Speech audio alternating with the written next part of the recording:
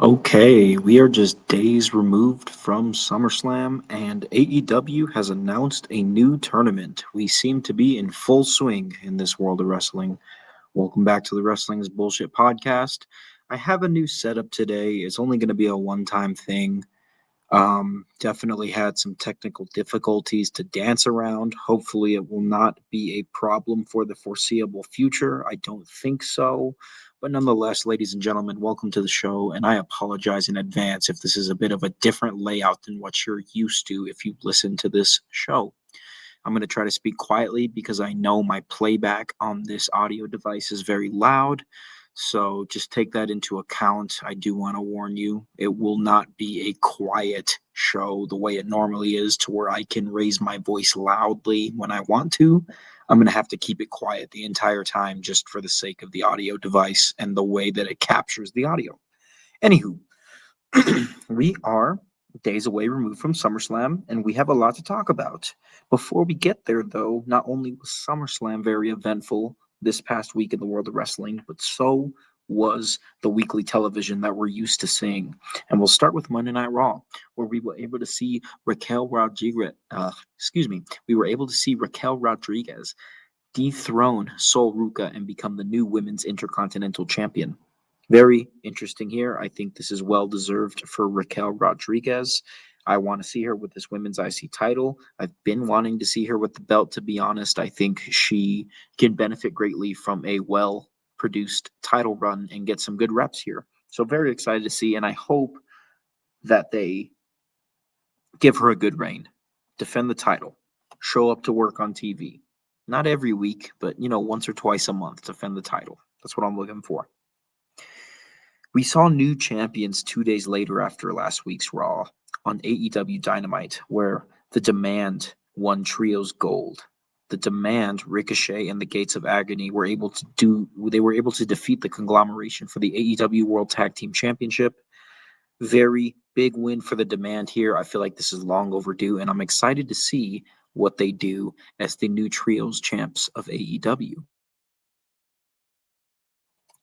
The very next night, we had AEW Collision. Collision is normally on Saturdays. This past week, it was on a Thursday. And a big takeaway from that was the debut of the Motor City Machine Guns. Motor City Machine Guns are back in AEW, probably where they belong. I'm excited to see this essential piece to AEW's tag team division, which I think currently has seen better days. I do think AEW is accepting and taking the time to use this tag team division to highlight older tag teams like FTR and Cajun Cope, formerly known as Edge and Christian. The Young Bucks are definitely getting up there in age. AEW is kind of accepting that this tag team is showcasing older talent currently. And I'm sure we will get to a point in time, at least I hope we will get to a point in time where we can start to better develop some of these younger tag teams, better develop some of these newer tag teams that may not be as young, such as the Outrunners, who have been there for years and haven't even held tag titles yet. Kind of interesting. They're really taking their time with that one. I've kind of seen that that's what they like to do. They took a long time to put the belts on Private Party, and I think Private Party will come back and have a bright future once again. At least I'm hoping, but we'll have to wait and see. Another big switch up here was Mike Santana going to NXT recently. But this past week, what we have to announce there is that he has formally changed his wrestling name. Mike Santana, who we've known for the past few years as a up-and-coming single star in TNA, is now officially with NXT, and his new name is Cruz Montana. Why? Because if he is to be successful in WWE wants to make sure that his name is not tied to him, that his name is tied to them, as they do so well. So, yeah, Cruz Montana, formerly known as Mike Santana, has seen a name change. And then on CMLL Super Viernes, which is not something I report very much on this show, we did see a significant title change there as Thunder Rosa has won the CMLL Mexican National Women's Championship. We will see what comes of that. I suspect Dynamite and Collision will see the Mexican National Women's Championship over Thunder Rosa's shoulder, as well as the CMLL product will. I love when a CMLL championship is held on a star featured on AEW because that's usually when the championship means something. There's so many championships in CMLL. CMLL kind of operates differently, comparatively speaking, to WWE, AEW, even New Japan. Their titles are kind of just there. They're not really there to close out the show, to mean something in the way that we're used to with American professional wrestling, or even the way that Japan does it as well. So when we see these CMLL titles intermingle with AEW shows, usually we see them defended significantly throughout the title reign, and usually we see the value increase the way that we are used to seeing the value of a title be shown, whether it's a mid-card title or a main title. In this case, it's a women's mid-card title. Thunder Rosa has it now, and I'm sure Thunder Rosa will make this title mean something across CMLL and across AEW. Very interesting. Now we can get into SummerSlam here, fellas. This was a 2-night event once again, and I think I am in favor of SummerSlam being 2 nights. I think sometimes when WrestleMania doesn't hit, SummerSlam hits a bit harder. But that's not exactly the case this year. In the grand scope of things, yes, I do think in 2025, SummerSlam was better than WrestleMania, but I cannot say the same for 2026. I do believe that WrestleMania had a bit of a more entertaining card than SummerSlam. Nonetheless, I do think SummerSlam was good fun this year, and there was a lot of positives to take away. We start with night one, where we have two big notes here. Of course, before we get to the main event, I do want to talk about one particular heel turn as the Bella Twins and Paige took on Fatal Influence. Fatal Influence was, or no, the Fatal Influence, excuse me, was able to get the victory here, if I'm not mistaken.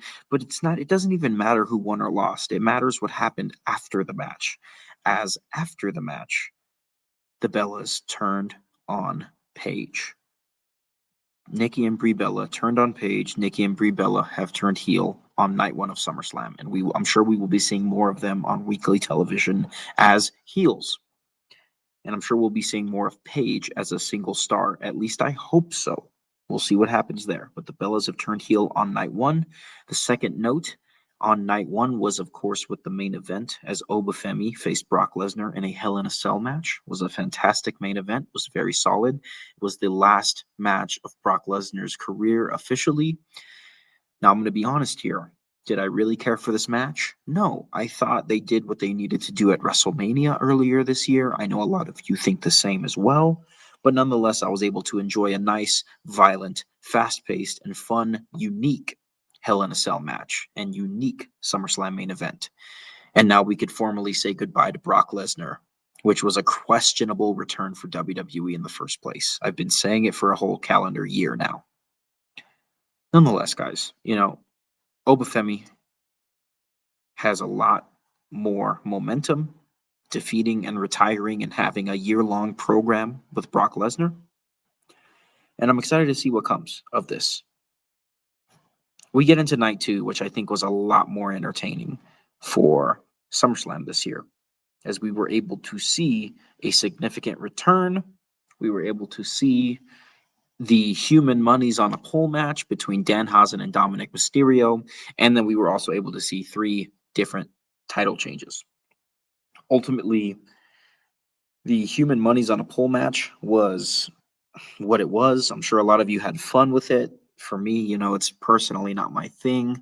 I like Danhausen's segments. I'm not a big fan of Danhausen matches, but the crowd seemed to be having good fun with this one, and there's really no need for me to be negative. It was fun. The crowd likes Danhausen. Dirty Dom is a great heel right now, and we had some good fun with our quote-unquote human monies on a pole match. Let's get to that return before we get to these 3 title changes. The return of Kevin Owens is what opened up SummerSlam Night 2. It was supposed to be a one-on-one match between Finn Balor and Sami Zayn, of course. And 2 more competitors were added to this match. Gunther was the first to be added to this match and make it a fatal four-way. And then Kevin Owens, in surprise returning fashion, was added as the fourth member of what is now a fatal four-way match for the number one contendership to the undisputed WWE Championship. Kevin Owens was able to get the victory here, getting the stunner on Sami Zayn and getting the 3 count on Sami Zayn. And now we will at some point be getting Kevin Owens versus CM Punk for the WWE Championship, which is as nice as it sounds. That is fantastic. I think that's great. I'm very excited to see that match. I'm excited to see Kevin Owens added to this SmackDown main event roster, main event picture. I feel like SmackDown has really come up over the past couple of weeks and months, adding CM Punk as their champion and now bringing Kevin Owens back into the fold, as well as Randy Orton, who we did see cost Cody Rhodes against CM Punk for the WWE Championship on the night one co-main event of SummerSlam, right? So we have Randy Orton, CM Punk, and Kevin Owens being added to that SmackDown main event scene, and that should be fantastic. That should be really good. Let's get to these other title changes here, or let's get to the title changes of night 2. The first one, I'm just going to mention it because it kind of bothers me. Baron Corbin defeated Trick Williams to become the new United States champion. Why? I don't know. I can't tell you. I don't think that was a good move. If anything, I could see this being more for Trick Williams than it is for the WWE Universe or even Baron Corbin. Baron Corbin kind of returned out of nowhere a couple weeks ago, and now he's the new United States champion, and he has defeated one of the hottest up-and-coming stars. Kind of concerning in my personal opinion. Why would you feed Trick Williams to Baron Corbin in 2026 unless you're trying to give Trick Williams some reps with a veteran in the ring that knows what he's doing? Say what you want about Baron Corbin. You got to respect him. He knows what he's doing in there. Yes, he's boring. Yes, he's bland, but he is the through and through formidable heel that you're not supposed to like, right? He knows how to do his job. He knows how to make the crowd hate him. And now he has even more heat after defeating Trick Williams, who is definitely a fan favorite at this point in time. I'm going to be patient with this. I really hope that they are able to tell a story with Trick Williams and Baron Corbin, a story that gives Trick Williams the reps that they want to give him, clearly, with a guy that knows what he's doing in there. And yeah, we'll hope for the best with this one. But I can't believe Baron Corbin is the United States champion right now. That is just shocking. And that's the truth. 2 other title changes, of course. One that was very positive was Penta versus Chad Gable. Chad Gable was finally able to win the Intercontinental Championship by defeating Penta. He had his crowning moment in Minnesota, a location that he's very familiar with, as he said on the mic after his match. So this was a hometown win for him. Very good, very cool. I'm very excited to see what Chad Gable does with the Intercontinental Championship on Monday Night Raw and upcoming premium live events, because he is fantastic. This is well overdue, and I think he's going to blow it out of the water. That belt also just has a lot of momentum coming off of Penta for the past few months. So that's all smiles for me. I think Raw's mid-card scene is one of the best mid-card scenes I've ever seen in a while. I've ever seen. Really. We've seen a lot of good mid-card scenes over the years, but this Monday Night Raw mid-card scene is really good right now. The potential is, at least. And I do think they're doing a good job with the execution, and I do think that they are building a ton of stars right there, right now, on Monday Night Raw in the mid-card scene. Chad Gable is now the leader of that. Last but not least, the big takeaway from SummerSlam was Chelsea Green becoming the interim WWE Women's Champion, winning a 5-woman ladder match to do so, and also getting that ESPN Moment of the Night belt, which is something that has been introduced. ESPN, for every premium live event, will now crown a Moment of the Night champion with a nice commemorative belt. Right, this belt isn't to be fought for and won or lost on WWE programming. It's more so a token of respect and appreciation. Night 1 went to who did that? What, I don't remember. I know Chelsea Green. Night 1 went to Obafemi. Night 1 went to Obafemi, defeating Brock Lesnar in the main event. Well deserved. And then night 2, of course, went to Chelsea Green, who had her crowning moment and is the new interim WWE Women's Champion. So I like the idea of ESPN kind of giving a performance of the night belt to one person each premium live event. Of course, SummerSlam has 2 nights, so we had 2 winners.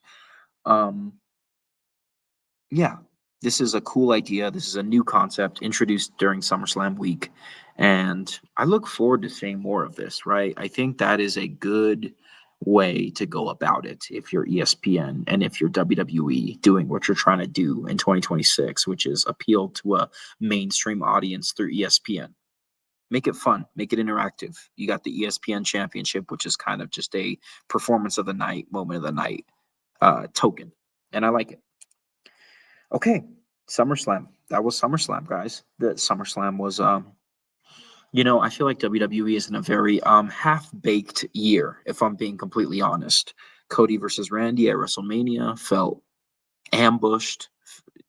Looking back, it felt half baked, but earlier this year in the moment, it felt sabotaged. To be honest with you, I think Roman versus Punk was one of the only main events. Roman versus Punk and Roman versus Fatu were the 2 main events that got the builds that they needed. I can't say that CM Punk versus Cody Rhodes got the build it needed. Unfortunately, it just didn't. And then I can't say that Reigns versus Rollins did either, but they sure did try. They sure did try with Reigns and Rollins. It just didn't get what it needed. Maybe we're just past the expiration date on that match, and maybe we got it too late. It was supposed to feel bigger, in my personal opinion. I thought the match was epic. I enjoyed it. I think the superstars, the athletes that are Roman Reigns and Seth Rollins, did what they could. But ultimately, I think the booking wasn't optimal. And WWE's in a point in time right now where they are not firing on all cylinders like they wish they were. I know that, you know that, they know that. Whether they want to admit it or not is beyond me. But ultimately, I hope WWE is able to get to a point where they can optimize these builds for these big matches and these big shows, because I feel like the cards themselves deliver quite well. The big matches, bell to bell, deliver quite well. They did at WrestleMania. They did at SummerSlam. It's the builds, it's the stories, it's the decisions creatively that are really hindering these shows and these matches. But the athletes are doing fantastic. It's kind of hard to comprehend because it feels half baked, but when the bell rings, they know what to do. They go out there and they have a good match. They're just having trouble making a match mean something through development and build through the weekly shows right now. So I hope that they're able to figure out a better way to operate in this new era. I really don't blame them for having these issues because they are being bold and they are trying to do something. They are trying to appeal to mainstream at a level that they never have before. So, yeah, you're going to get road bumps, you're going to get hiccups, you're going to get some of the things that we've been seeing over the past calendar year. Because I truly think, in my personal opinion, the wool didn't come over my eyes until the Brock Lesnar return at SummerSlam 2025. That's really when I started to question what I'm watching, what they're doing creatively, what they're doing corporately as a company. That's really when that all came crashing down. The Pat McAfee stuff earlier this year did not help with Randy Orton, of course. That really, in fact, hindered. I do have faith that Cody Rhodes and Randy Orton are getting ready to tell a big story, have a big program without the title, a grudge feud, if you will, and I think that'll be excellent. Um, I think they are in a place where they can redeem themselves. I think they're in a place where they can learn from mistakes that they've made in this new era. I think they just have to have some humility and understand that this is a learning period for them creatively. And this is not the time to be too proud of yourself. From 2022 to 2024, they could be as proud of themselves as they wanted. They could flex how much money they made at each premium live event, and nobody cared because they were putting out good content. Right now, the in-ring stuff is still where it needs to be, absolutely. I think giving a little bit more time to a couple more matches that aren't the main event matches would be a good idea. But ultimately, yeah, I think they got to figure some things out. And I hope that they take the time to do so in what I consider to be this off season. I think August to December is WWE's off season because from January to April, we're building to WrestleMania. And then essentially from April to August, we're building to SummerSlam, of course. So right now, we can really, if you're WWE, you can really lick your wounds.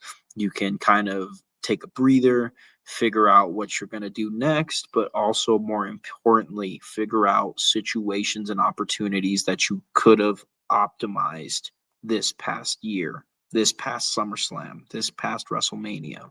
You can absolutely figure out how to optimize that experience and optimize the build for these matches that are well delivered, just not well built right now. Anywho, let's flip over to AEW for a quick second because AEW has officially announced more details about the Continental Challenge Cup. Now, the Continental Classic is something that takes place at the end of the calendar year in December for AEW. I don't know why I'm saying calendar year so much in this episode. But yes, in December, we get the Continental Classic, which is a round robin tournament where the winner walks out with the Continental Championship on the last pay per view of AEW. But it seems that we are starting a new tradition for AEW's biggest pay per view of the year, which is All In, and that will be the Continental Challenge Cup, which is a 16-man tournament. Ultimately, we have 16 entrants, and we have the first round decided. When we have 8 men remaining at the conclusion of the first round, we will randomly create 4 matchups with those 8 remaining members, and then we will randomly create 2 matchups with the 4 remaining members at the end of that round. So there's not really a bracket. It's more like there's a pool of 16, and then there's a pool of 8, and then there's a pool of 4, and matches are randomly made at each round. Hopefully, I did justice explaining how that's going to work.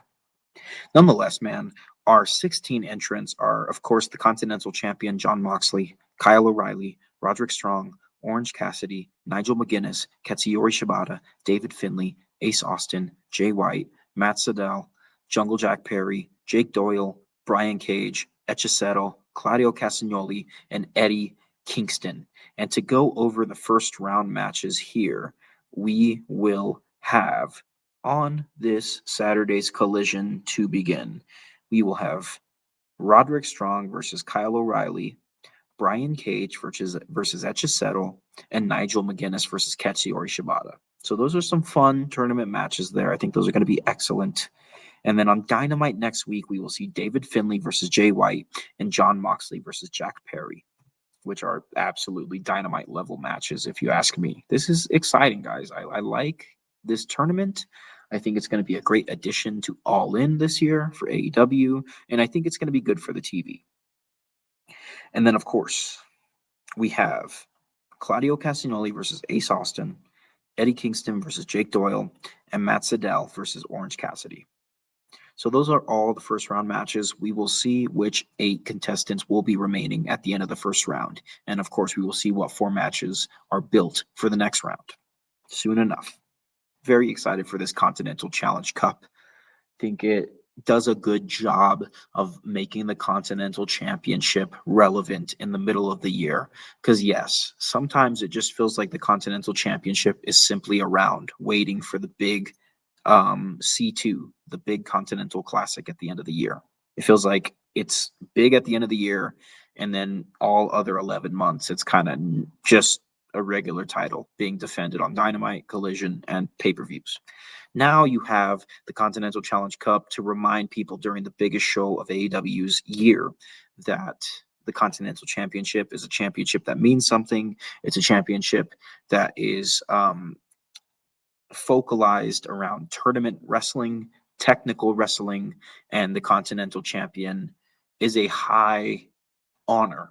You think about the people that have held this title in its 3 to 4 year existence. It's been held by Eddie Kingston, Kazuchika Okada, and Jon Moxley. But that is a star-studded roster. That's a star-studded history for the young Continental Championship. That's only been around for about 4 years, if I'm not mistaken. But I definitely think that putting the Continental Challenge Cup in the middle of summer tying it to your biggest show of the year is going to remind fans that the Continental Championship is a cornerstone of All Elite Wrestling. In my mind, it's the secondary championship. If we're putting the men's singles titles on a tier list, of course, the world title is in its own lane. It's the S tier. And then I would say the Continental Championship is the A tier. The only other title I would also put in the A tier, but for a way different reason, is the TNT Championship, which is a very mid-card, television-based championship, right? And then C tier or B tier, I would say, is the national and international championship. Those are simply titles that are to be defended and won. But the TNT Championship has a big piece of history. It really does feel like the title that your young workhorse like Darby Allin and Kyle Fletcher will win.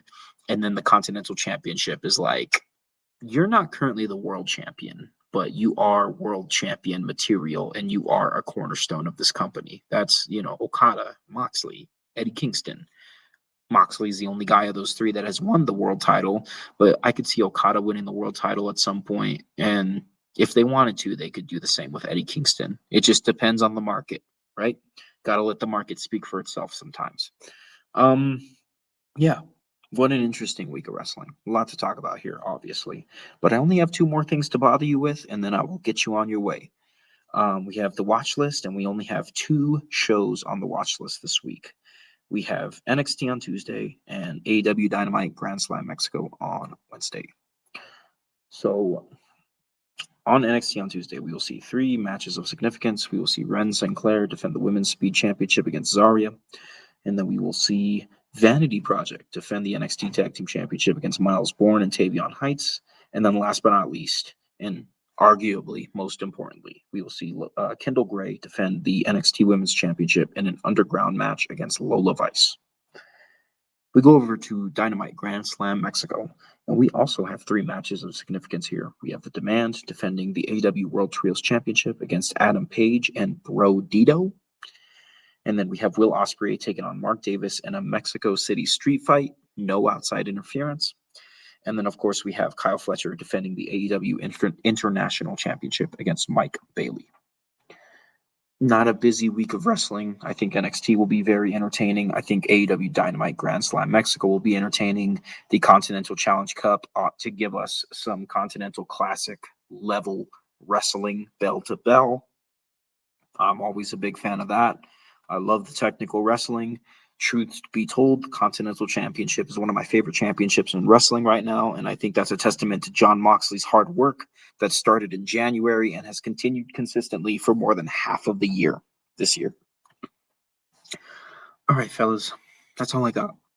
Sorry about the technical difficulties. I know this is a bit of a different audio structure than what we're used to. But I hope you were able to enjoy and get a lot of value out of today's episode. That has been the last and current week in the world of professional wrestling covered. I don't know if I'll be back next week just because it seems like we are taking a week break from significant events in wrestling. We just got out of SummerSlam. We're building to All In quite slowly, which I do appreciate. So I'm just warning you right now. There may not be enough news, results, and big matches to get me back here next week. I may take a week break, but we will definitely be back for All In. We will be doing a Wrestling's Bullshit special for All In, where my co-host Ant and I will go down the card, give you our preview and predictions that will be coming in the pipeline soon. Of course, the Lights Out podcast is something that we will be making another episode for in the coming days after Zuffa Boxing 10. We have a lot of good stuff in the pipeline, not only for pro wrestling, but also for the world of boxing, as well as MMA. So if you like boxing and MMA or are interested in becoming more familiar with how that world works and how to enjoy it, how to appreciate it, then definitely check out the Lights Out podcast. And of course, this is the show to keep you posted week in and week out for the world of professional wrestling. So thank you so much for listening. I appreciate it. I look forward to doing the next episode. I look forward to AEW All In, which is coming up in a couple of weeks. I look forward to the Lights Out podcast, recording my next episode for that in the coming days. And yeah, be good and be happy, and we'll talk soon. Peace out, fellas.